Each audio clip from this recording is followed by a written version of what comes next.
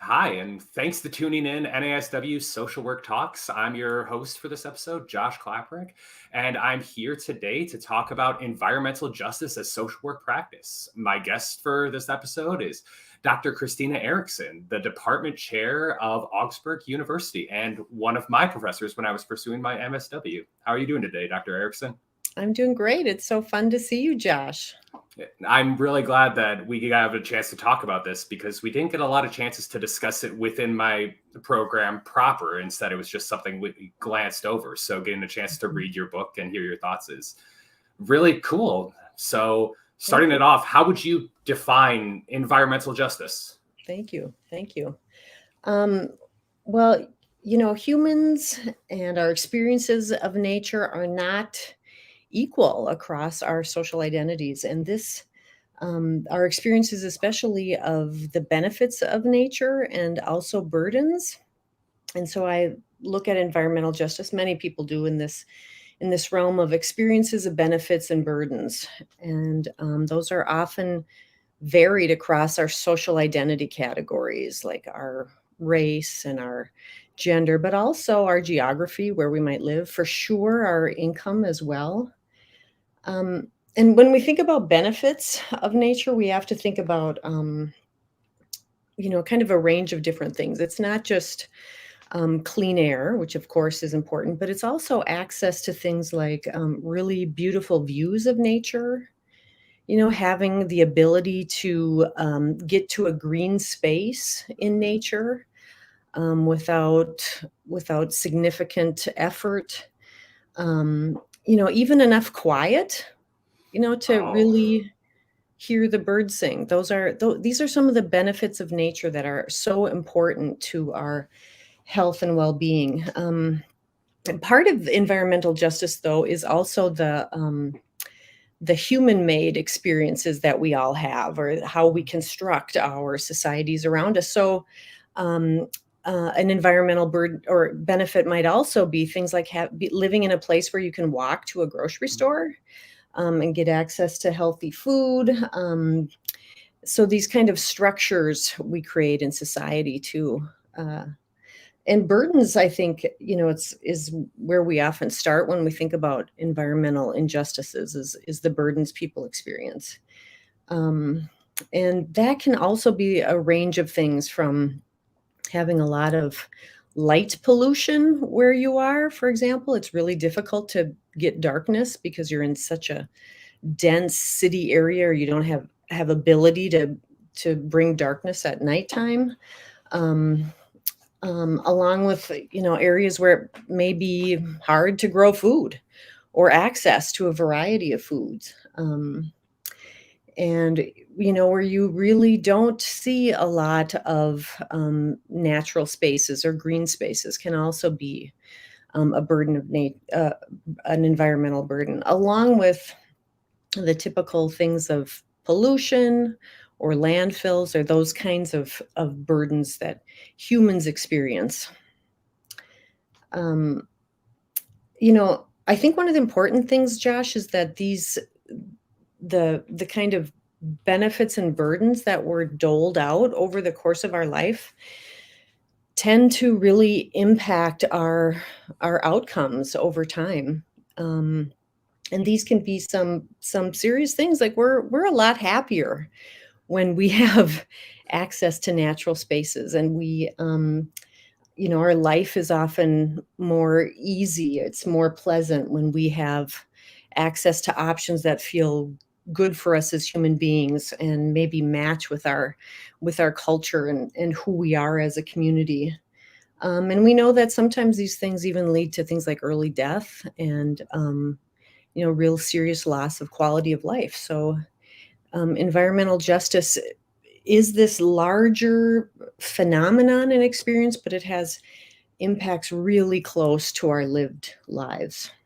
yeah. Throughout that, like you said, it kind of touches everything, every area of our lives, and every area of the social work practice is something Yeah. that is, whether we recognize it or not, impacted by environmental justice. Like ease of access was something that I heard throughout that, just walkable access to get green spaces, get things like that. What initially sparked your interest in this area of focus, or to dive into the level that you would write a textbook on it? Yeah. Well, I'm teaching environmental justices right now, and one of the things I ask my students to do is write a personal environmental history paper, Mm, really asking us to look at the course of our lives and where were we introduced, what loving adults were in our lives who maybe attempted to show us and expose us to the benefits of nature. Or for some people, really how they were sheltered from natural space or were never given that opportunity for natural space. So my own love of nature started because I got to play outside as a kid. I had pets that were valued in my family. Um, I got to roll around. I grew to love snow because I got to roll around in it and build structures out of it and, really make it part of my life. And I, had a amazing camping experience when I was a teenager. These kinds of moments that help us really fall in love with nature. mhm. And I use that word love really intentionally to help people really recognize that that's what this is, love of our planet, our land, our waters, the animals and plants around us, how important that is to want to move in this direction.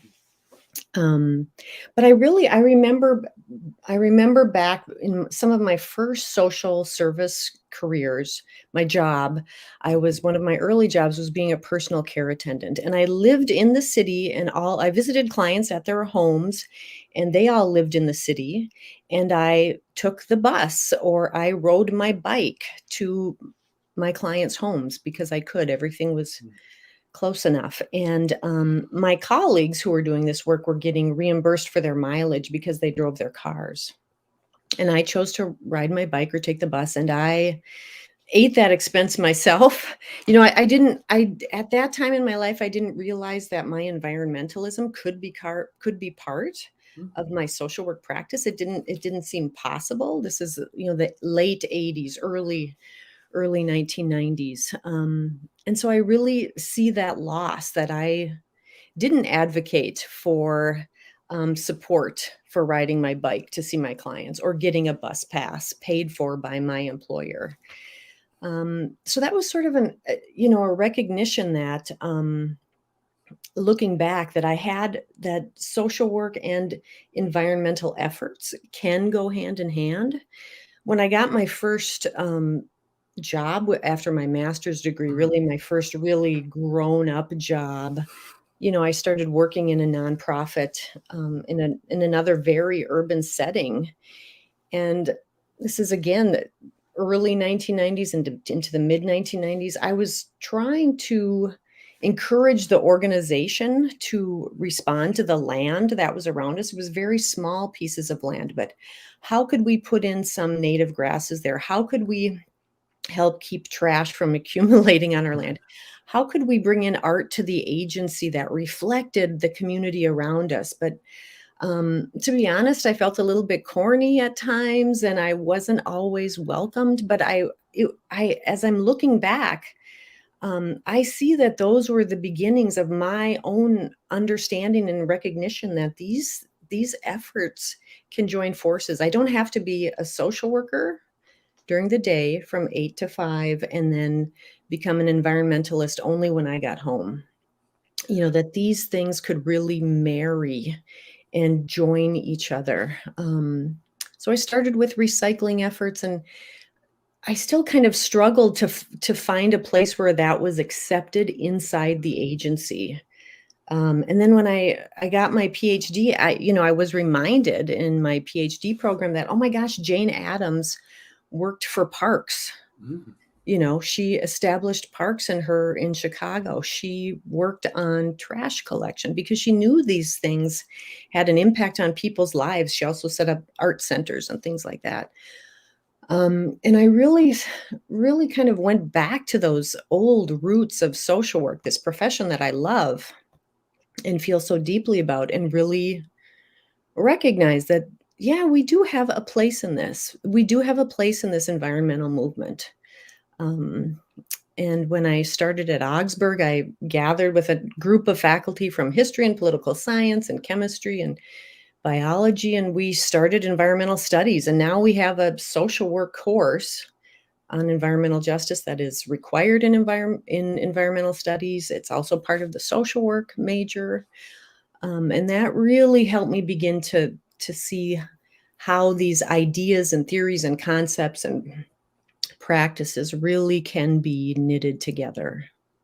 Well, I have to say first, I didn't know about Jane Addams' environmentalism work. I It's know, oddly yeah. enough with everything else that we talk about with her in every class she gets brought up, but that part just doesn't get focused. And Mhm, I think that's a really interesting thing because I think of hygiene and how much everything has changed since that time. I can't imagine what her experience was like working with trash collection at that time. Because, like you said, it can feel mhm. corny even nowadays to be like, have we thought about adding some green space to this very industrial looking mental health facility? Oh, But yes. Mhm, it's such a boon, like you said, with so many studies coming out about the access to green space being such mhm, a benefit. So, something mhm, to bring into all walks of life mhm, because yeah, I think in your book you did an amazing job of like applying the different theories and going through the different stages of practice and then also kind of finding those limitations because social work isn't in all of the seats that it needs to be to make these bigger stage environmentalism yeah. changes. But was there one theory, one mindset that you found to be most helpful for galvanization with organizations? You're gonna make me pick one, Josh? Hey, I got to get back at you for all of those papers that I had to write that were like just pick one. Yeah. Yeah, that is a tough one. When I think of theories, I keep going back to the one I love most, which is structural theory, and really the idea that structures are the source of human problems, not the individual themselves, or at least a good portion of them. I don't mean to discount biology or our lived experiences at all, but really lifting up how structures shape our understanding of our own human struggles. And that was developed by Maurice Moreau in the 1980s, and he really focused on issues of class and gender and race, but it melds so well, I think, with environmental justice issues too. And structural theory really knits, I think, the all of kind of the human oppressions together, and really encourages us to collaborate across the marginalization and the oppressions that humans experience. So Maurice Moreau wanted us to see all of them as interconnected, and that beginning to solve one of those areas will tug at the threads of solving another one of those areas. And now we know how deeply connected environmental justice issues are to things like racism, in our gendered experience, for sure class. So as we begin to pull away at social justice and racial justice, economic justice, environmental justice, we're going to start to address all of those issues together. And that's really where, in so many ways, the environmental movement is headed to. They recognized that they really need these justice issues if they're going to make headway on environmental issues. Um, and I think it helps us also begin to see things like how exploitation of humans and exploitations of Earth have these similar kind of systems and outcomes. And so that theory, I think, is helpful to us in all kinds of social work practice, including our environmental justice as well. And it helps us see kind of I don't know, like a twisted knot of colonialism and environmental justice and other kinds of white supremacy, for example, and how those things connect to each other? Yeah, it immediately makes me think of, because one of my first jobs, as well as yours, was a personal care assistant. Yeah. So I was driving all across the Twin Cities, and never thought to ride my bike because my brain didn't want to leave that mileage reimbursement on the table. But I definitely agree with the things that you were commenting on, how it's all interconnected, because you go to one area that's more impoverished of the Minneapolis St. Paul area, and there is less green space, there's less Mhm. services, there's less access to things like public transportation to get to those green spaces. Whereas in comparison, you get to a place like some of the wealthier suburbs. There's no factories, there's no pollutants. It's Mhm. all green space. Every space is like coordinated like that. And Mhm. it's, when you start looking for it, you kind of see those connections everywhere. Mhm. Is there an intersection of environmentalism and social justice that their overlap that I might not be thinking of, or the viewers might not be Oh, thinking of? yeah, yeah. Well, one of the things I think, is really fun about them is kind of when you lay out the history, kind of like, that time when I was recognizing Jane Addams' efforts at, environmentalism.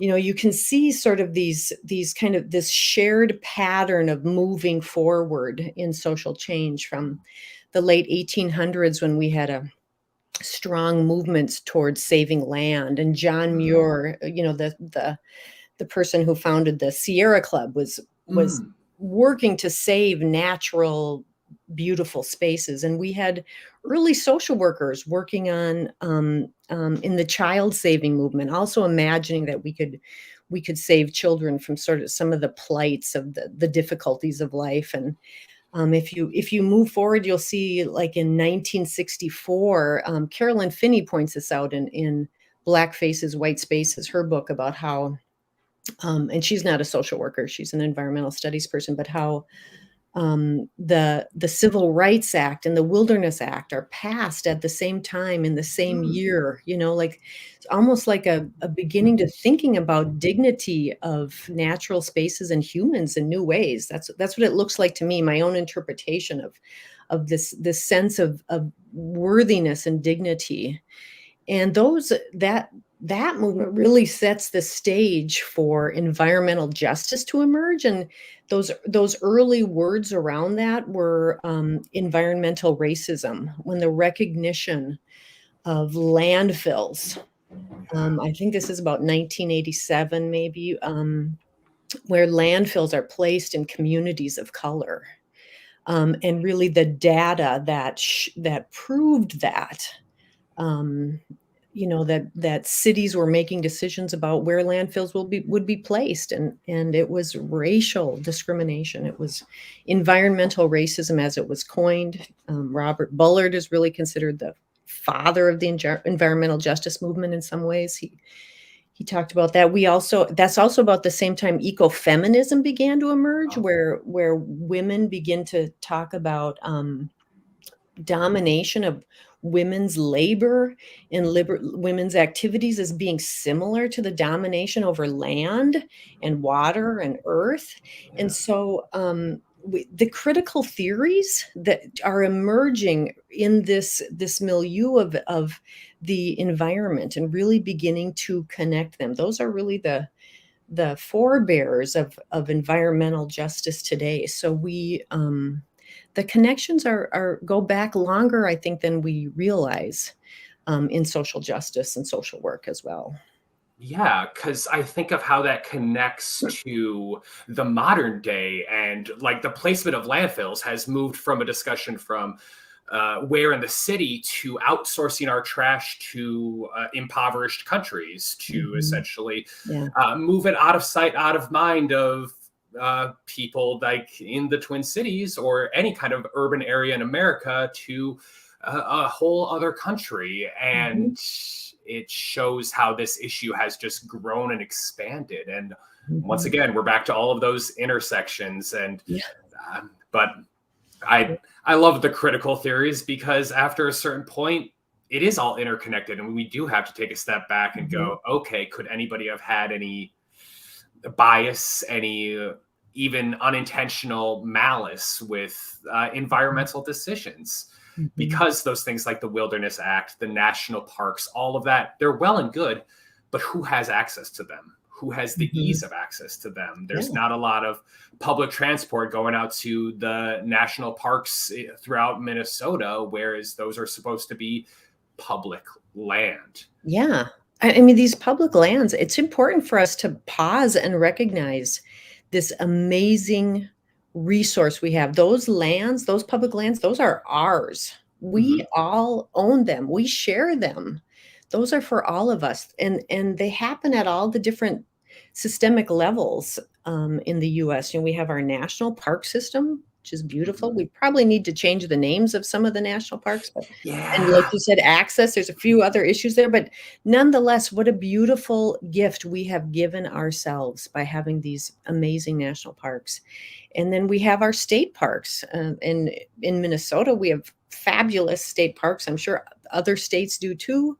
And then we also have our county parks and our city parks. And then sometimes our faith communities have a little park that they offer the neighborhood they're in, because they get it, how important it is. And our schools often have a park that's part of where they are. So we have this beautiful, amazing system of parks.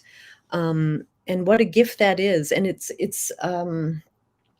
as important to me as Social Security or Medicare or a public school system. These are ours to own. These are benefits that we have for ourselves as citizens. And they're a beautiful gift for us to nurture and care for.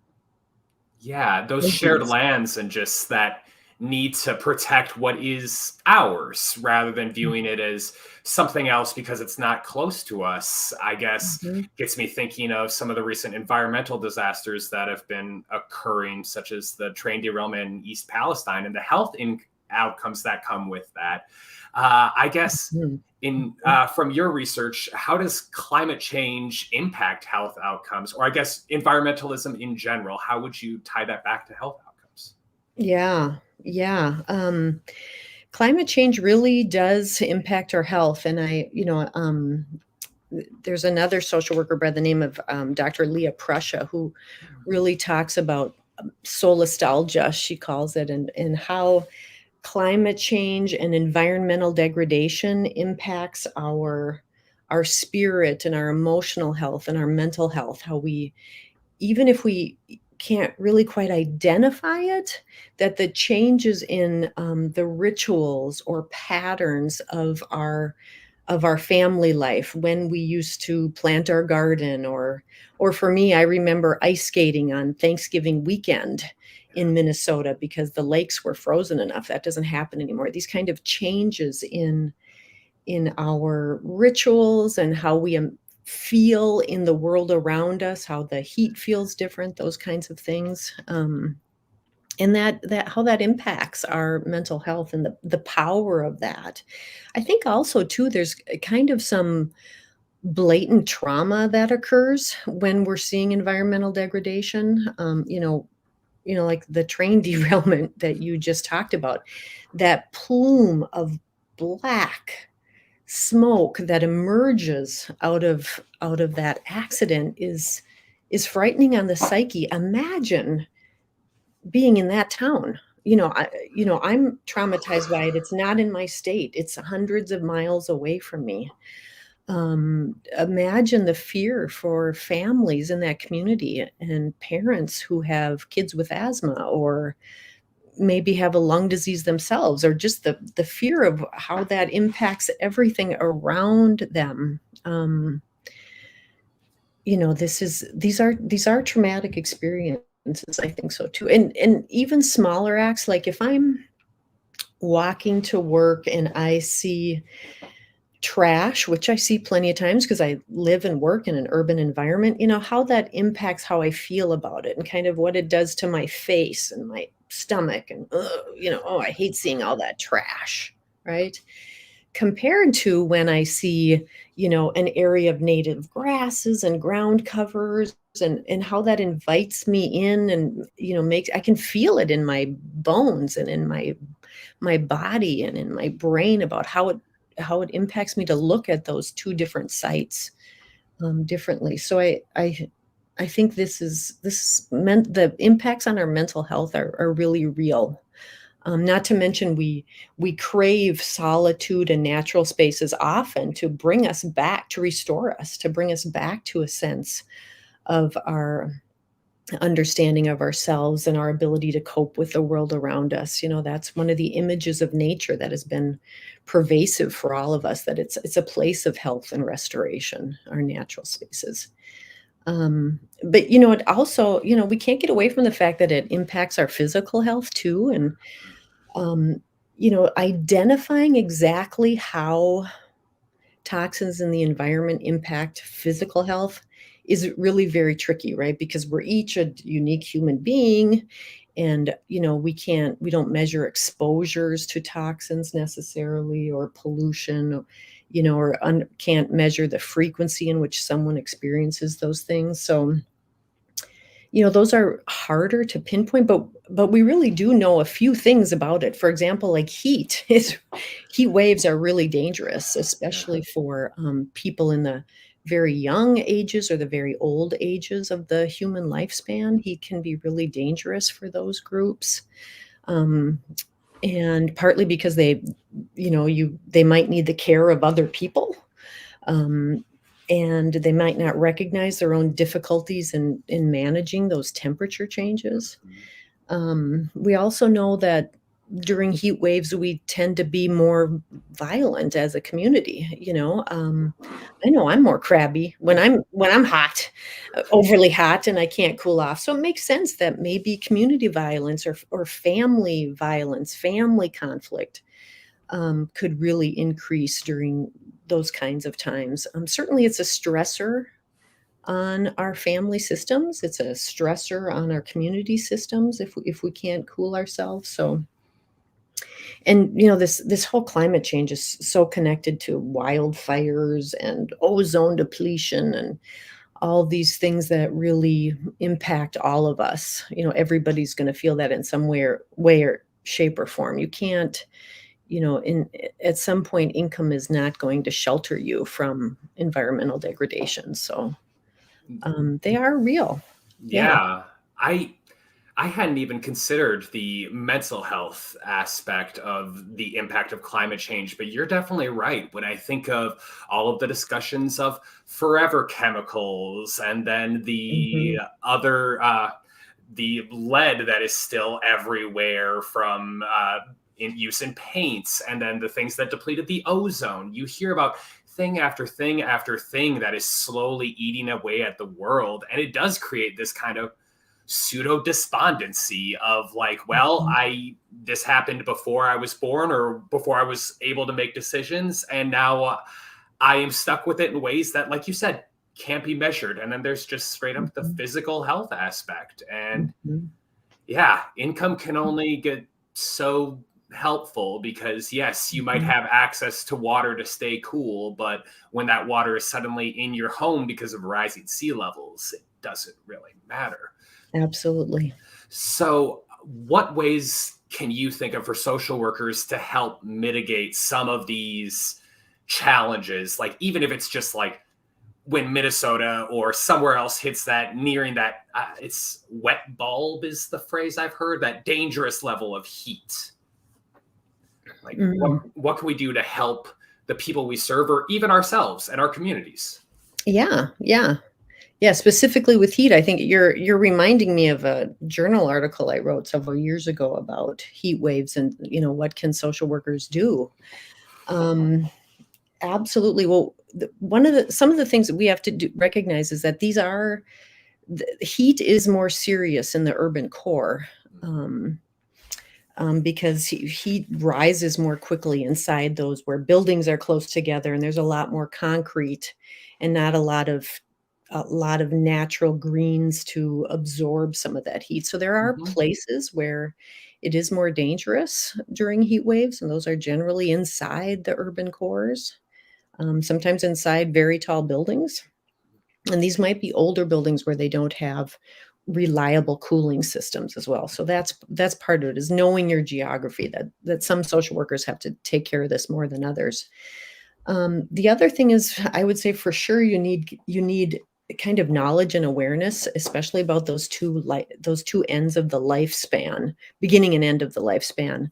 Yeah. That new parents need to understand that infants have a hard time adjusting to heat, and they need to move to a cooler space for their child's safety. And then communities need to have centers in place, whether it's a public library or maybe a school or some other kind of community center, someplace that has, if not air conditioning, at least structures that are cooler inside of them, Mhm. possibly, maybe a gymnasium or something.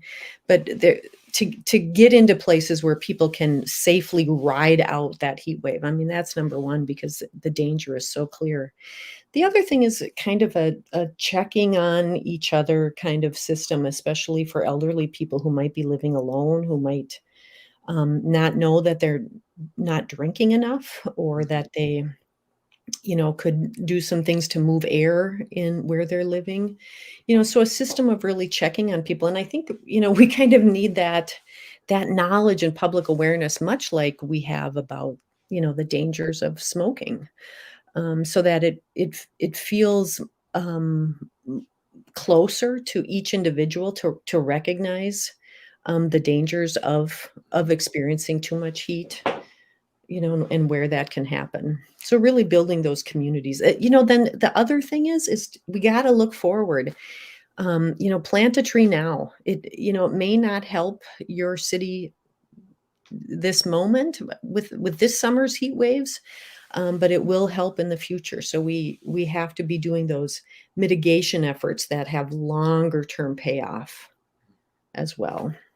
Yeah, the saying I think of is the best time to plant a tree was 20 years ago. The second best time is right now. Yeah, absolutely. Yeah. Which it's interesting the fact that we're talking about environmentalism and thinking about those green spaces, but when it comes to heat waves, I'm thinking of indoor public spaces, places where we all have access to stay safe. And with the kind of decline of malls, which for a while were kind of a safe public Mhm, space to be in air mhm, conditioning. I can't count the number of times that I just went to the Mall of America to walk around because it's air conditioned.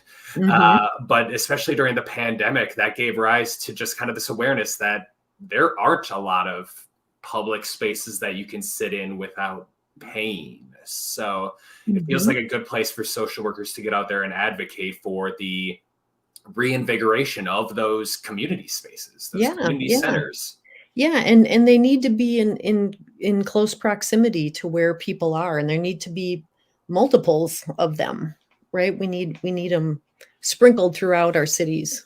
Yeah, it can't just be well, you've got the one because once again, we get back to access. We get back to ease of Absolutely. access Yeah. because it doesn't matter if there's air conditioning at the end if you have to walk for 3 miles through 110-degree heat in Yeah, order to get absolutely. there. Because Or maybe it's a space you're not really sure you feel culturally comfortable going to, for other reasons. So we want a variety of spaces, where people can feel welcomed as yeah, well as safe. yeah. We've talked a lot about the environmental impacts on humans, but you've kind of mentioned our impact on the earth. What kinds of things can social workers do to mitigate the impact on the earth and animals to try to maintain our kind of some more equilibrium, our Mhm. relationship with the planet that we all find Yeah, ourselves on? yeah. I think, one of the things we need to do, social workers and everybody, is really think about decentering ourselves from the story of the world around us, and think about ourselves in relation to land and air and water, and animals and plants around us. Really kind of begin with decentering ourselves, so that we can really have genuine and sincere relationships. And I think about the ways we've begun to peel back white supremacy Mm, and how important that has been in developing ways of being anti-oppressive social workers, Mm. how we need to move into that space. I think of this as somewhat akin to that part of it is dismantling our privileges and supremacies about nature and animals and earth around us, and really view things differently, that we have to begin with all of us, who have not really been able to see the ways we're enacting injustices Mhm. on our earth around us. Um, can you say your question one more time? Sorry, Jeff. Oh, no, it's totally fine. I did want to jump in and say, I think of in class, you showed us that video of like unpredictable animal pairs where it's just a friendship between two animals you Yeah, wouldn't yeah, think of. And that's kind of one of the things that jumps to my mind with yeah. decentering us. It's like animals have relationships that aren't human instigated. It's not like it's like, oh, I made them friends. It's just like, no, animals and the earth find ways to have relationships Mhm, without humans. So mhm. the Yeah, yeah, question was, how can we mitigate or like begin to impact the climate change, how climate yeah, change yeah. impacts animals on the earth? Right, right. I wanna touch on that biophilia Yeah. idea, which is really that living things want to be in relation to each other. And it is not through us as Mhm. human beings, but, we looked at that few minutes of unique animal pairings where, Yeah. the fox and the deer are friends, those kinds of things where we have these unexpected, like, "Oh my gosh, they have relationships that have nothing to do with us," right? Yeah. And so that idea that though that we biophilia, that living things want to lean into loving relationships with other living things, is really a kind of an astounding recognition on the beauty and care that living things have for each other, that is beyond our thinking. Of course, we also, animals and humans, also eat meat. We participate in resource extraction, but we have this profound idea and need, all of us as living things, to really love into each other and across Yeah. relationships that we don't expect. And you mentioned things like, what can social workers do, to really think about how they're, I think one of the things that is superbly important is for social workers to think about their organizations, and where that organization is, what land is it on, what water bodies is it near? How do humans experience entering that building? How does it, are there plants inside the building? Is it, is the garbage picked up on the outside? Is there dignity in the art? Does it reflect the community? Yeah. Does it show this kind of connection to the economies close to the social service agency, the social work area, the social work center, the community center, wherever the social worker is?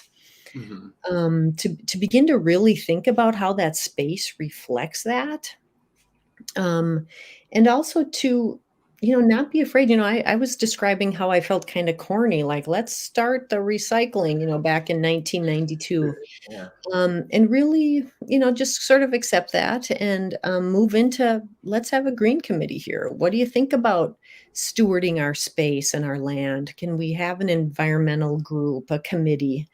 Can we have some decision making power for the agency? And maybe just, beginning to get together and really to make a menu of options that Yeah. fits where you are in your community, what state you're in, what city you're in, who are the people who Mhm. come there, what fits for all of them to really think about bringing forth this spirit of environmental justice in a lived way in the organization you're at. I mean, I love the idea too of organizations getting very specific and thinking about having things like a green fee, like Mm. every grant that comes in has a 1%, sustainability fee, or a source of income that that the agency, the nonprofit can pull aside and even, tell their funding bodies, hey, this is a commitment we're making because you put it in your mission statement or your goals for your organization Mhm. for the next few years. Really, where can you begin to integrate these kind of ideas into the life of the agency so that the people who work there feel it, the people who come in for services begin to feel it, and it becomes kind of a natural part of how the organization begins to operate. Yeah. Well, if there's one thing that social workers are good at, it's having those tough conversations about introducing something new to change things for the better. And I think you're right about just it doesn't have to be an overhaul, just simply having recycling bins. I'm a lot more likely to recycle if it's easier. Like, Mhm. I mean, Mhm. just straight up as a consumer, it's a lot easier to recycle if I don't end up walking through 3 levels of a building trying to find the one recycling bin that some committee 10 years ago decided to put out. Yeah. And yeah, I think that's a good segue because it's for me, environmentalism and environmental justice, the way I perceive it is a very macro focused issue. It's these Mm. big polluters, these big uh, bad actors, or these big changes that feel so much bigger than me or any practice I have or my impact on the community. So in hearing that, how might somebody like me start to make those changes or bring those changes to my organization or failing that to my own life? Yeah, yeah. So we can bring them small, and I think it's important to recognize this is for everybody. This is nature is a blessing for all of us, and we have a right to access it and experience it. Um, to have that kind of the health benefits, mental health and physical benefits of being able to be in nature. So if we start with that notion, we can begin to say, hey, we should integrate that, right? We wouldn't pull away education for children Yeah. because they have a right to an education. Well, we have a right to have access to beautiful natural spaces. That's the world as Mm-hmm. it stands naturally. So when we think of it as endemic, it becomes like, hey, we've got to do that. That's part of. I remember the first social work textbook I could find that included in its like how to do an assessment as a social worker. It was written in 1998, and it was by Locke, Garrison, and Winship, and they asked questions like they suggested questions in the assessment phase, like how does weather and climate or even the terrain and land you live in, how is that affecting you and how you feel and how you get access to the sources you need. It had a little bit of a rural spin to it, but I could definitely see it applied to urban areas too, that really mattered. So really beginning with our understanding and engaging with our clients on their stories and who and what is important to their lives, Yeah. that their pets may be extremely important in their life and a source of resiliency, a source of emotional support. I had a client I visited with, and she lived in an apartment that almost felt like an arboretum when I went in there. It was so full of plants, Mm-hmm. and it was beautiful, and it actually was in some way, it enhanced her social life too because she propagated plants and shared them with her friends, and she was kind of an isolated person, but this had so many more benefits just than she had plants in her house. And if I paid attention and talked about how the plants were a segue for her own self-care, for her social Mm. relationships, I could see, how that was far more expansive than just being a person with a lot of beautiful plants in her house. It was really an expression of her too. It was almost like her art form. It was Yeah. a beautiful thing. So as we integrate this into our, what are the forms, the questions that a social worker in an organization or in a government system uses to get to know a family? How do you let them tell the full story of what maybe their land means to them, or their loss of their land, or the space around them, their neighborhood, their community? How do these things filter into their life in ways that can be supportive, or sometimes maybe stressful because there is a landfill too close to home? And as much as we talk about the benefits of recycling centers can be pretty toxic too. So even being near a recycling plant, Mm-hmm. how that impacts the way a community feels about itself and its space, and how they use the land around them. I think too, when we move into the intervention phase of social work practice, really helping people think about the problems they're facing, we can push outward a little bit and really, I mean, some of the most easiest ones, examples to grab onto here are like, children who are not having enough big motor activity outside, where they're Yeah. not able to run and jump and play and roll and hide and tuck and crouch and reach, all these things that are so good for kids' development, and often come from having enough space to move around in Mhm. outside. How might that be part of an intervention plan for a family? Is just like really big outdoor, just playing, moving bodies, or even just for kids.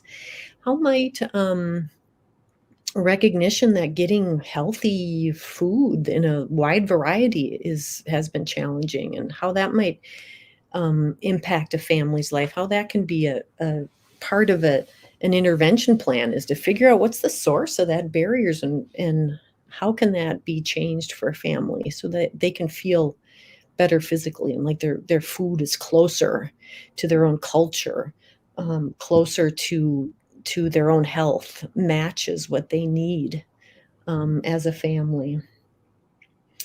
And then maybe, I think,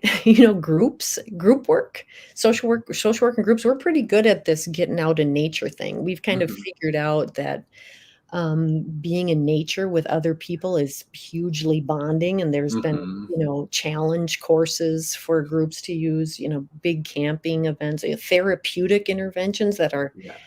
literally outdoors and beautiful wilderness spaces to, Mhm. address variety of challenges people face, like, overuse of substances, or, struggles with eating, any of those kind of things. Where Mhm. so group work has really kind of figured this out, and they have a pretty long history of paying attention to that. But we could do this in family work too. How Mhm. can we help families enjoy and access the space around them, see their own space that they have, their own land, and how they can make that more environmentally nurturing to them or their family.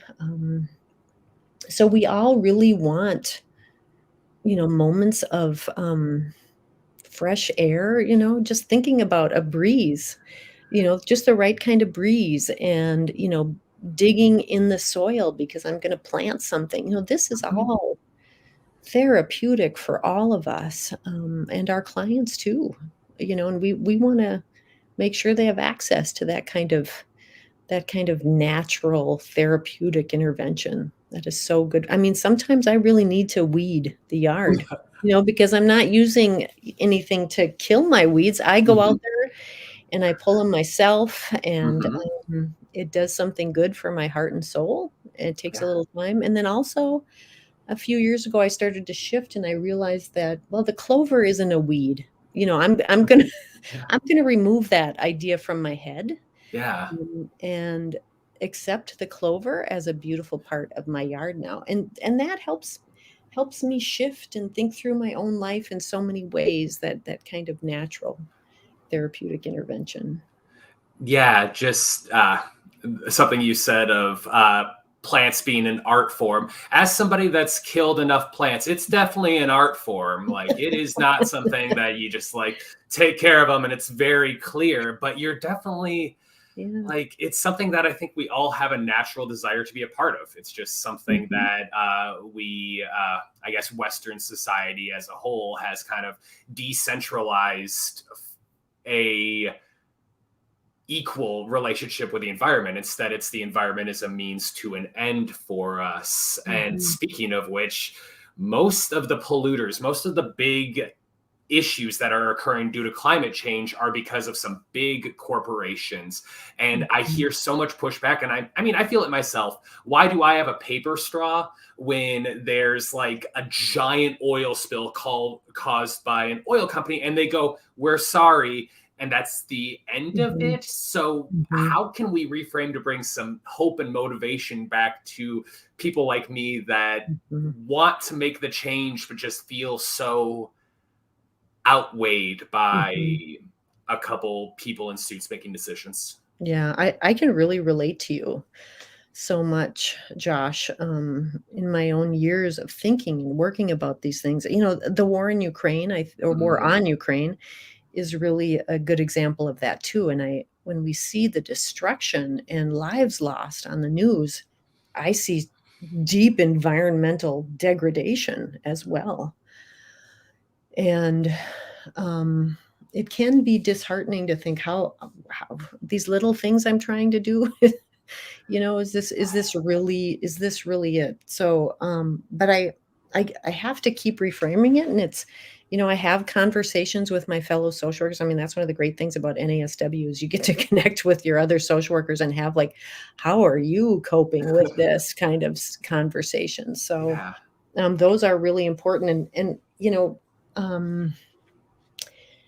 when I feel kind of the most disheartened, I think, I think my job is to just drive a wedge in. I just need to make a wedge, which is gonna make a little bit of a crack in a problem, and it's gonna grow from there. Because I have this community of other social workers around me and around the nation and around the world, and we're each driving in these little tiny wedges, Mhm. and it's going to, um, take down the worst of these ugly giants, kind of as you describe them, these forces that feel so hard to penetrate at time, these problems.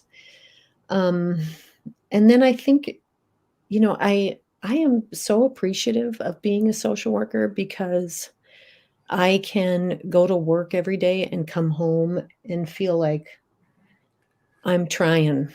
I'm trying to make the world a better place, and I'm not going to bed feeling guilty about the how I trashed the earth or how I'm not caring about racism or I'm, not dealing with, economic disparities. We're all trying in like these different ways to Yeah. drive these wedges in and make these cracks. And if we think of ourselves in community, then it's helpful. Yeah. But I would also say too that, we do have to find our joy in the work, along with, feeling really proud of being a social worker, really happy that I chose this profession that is so meaningful to me. I think,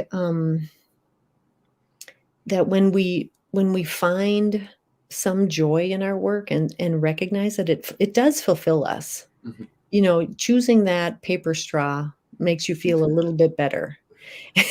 And Even if so it does make the coffee a little bit challenging towards the end. maybe, yeah, could be. But, it really it it we can find joy in those efforts because it matches our values so much. And that's a good way to live. Yeah, It's just a really good way to live for sure. definitely. I guess on a more positive note, what are some of your favorite organizations or groups working towards addressing environmental justice? Oh, yeah, yeah, yeah. Thank you. Well, we already talked about the park system. I think that's a really important one, but I really like, Trust for Public Lands, but partly because they're making an effort to get a park near everybody. Mm, They really collect data on how close people are to parks and green spaces and recognizing that we need those spaces everywhere. I mm, love the idea of saving the Grand Canyon and Yellowstone. These are fantastic places, but something about it also smacks of some kind of hierarchy of Yeah. natural beauty, and I love the plains of the Midwest, and I think lots of people have grown to respect the plains too, but there's really nature everywhere. So I love this idea of making sure we nurture the small natural spaces in all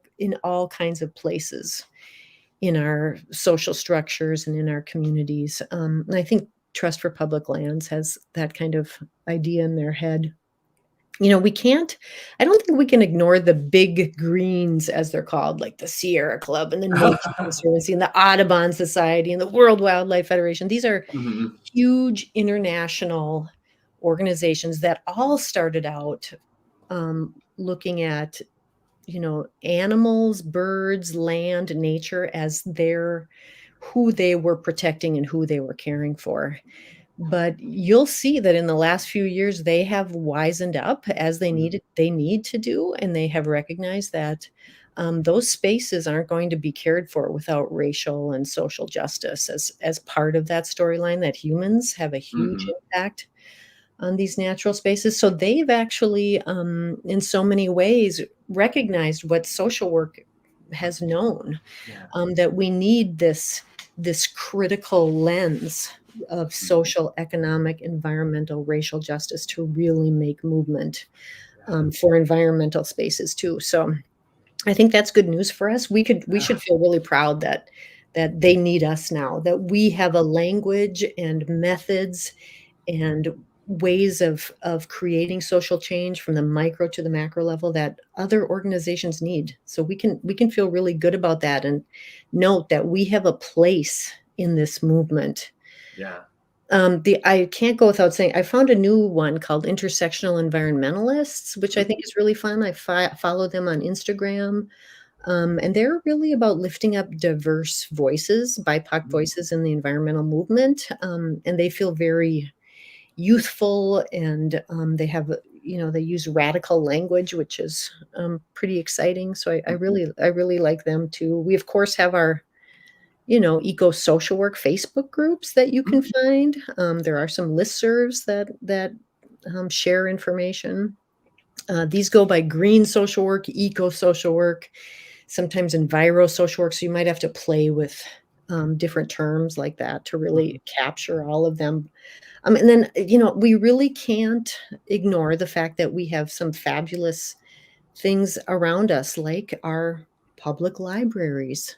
That's a place to share books Mhm. and videos and resources, right? That in a sense, that is an organization that wants access to information and provides it for free and doesn't make everybody buy their own version, right? Their own copy. Yeah. And we have our food co-ops and our bike co-ops and our housing co-ops. So if you get drilled down to closer to our human lives, there's all these other organizations that are good for us, for most people, right, in their own communities. Yeah. Oh, we just got a question from Gregory Wright. I'll pick that up. If you are a social work student, how do you get into this field? What is the job outlook of Hmm. environmental social work? Yeah, yeah, I love it. Well, I'd say the job outlooks are growing, steadily. How do you get into this field? I think, a couple things. All social work students do field placements or a practicum before they graduate. And so beginning to really carve out, if a student can't find an environmental justice practicum, they should, which they might be able to do. I wouldn't put past, looking at some of these big organizations or community centers about how you could possibly, these big greens, for example, about being a social worker inside their organizations.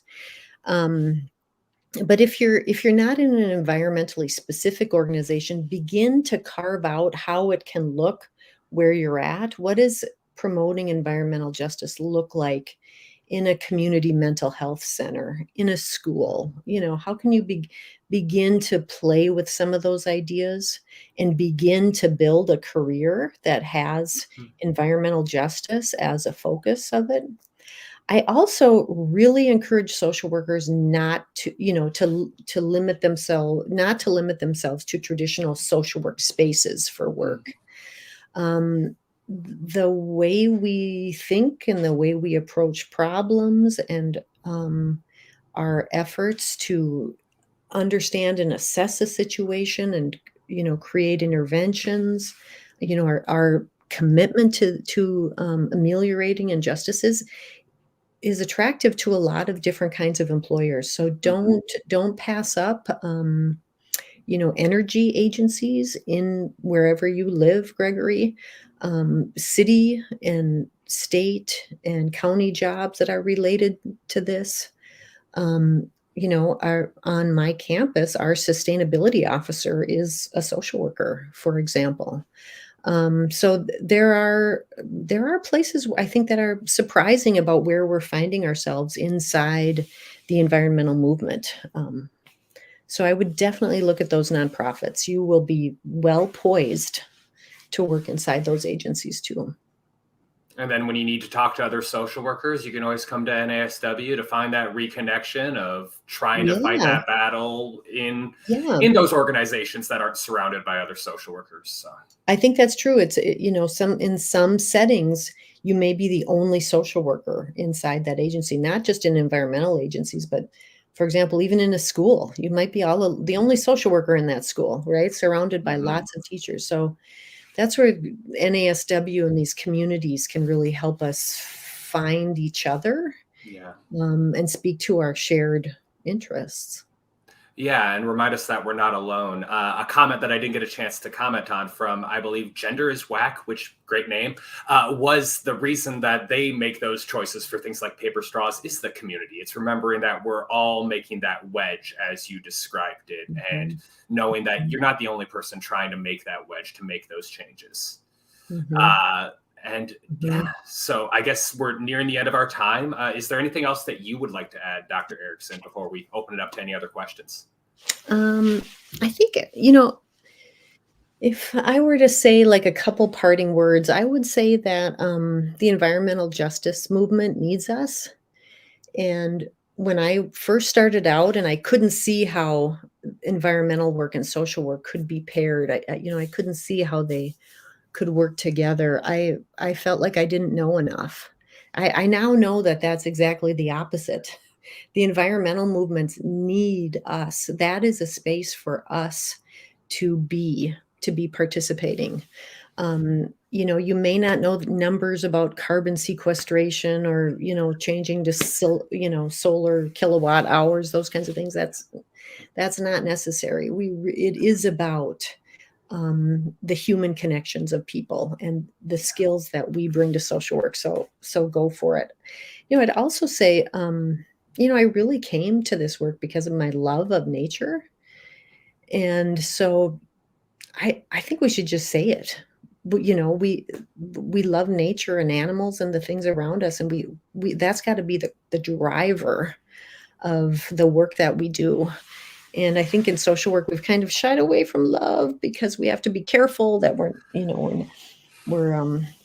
not crossing boundaries, but this real commitment to loving nature around us is an important driver, and it sustains us.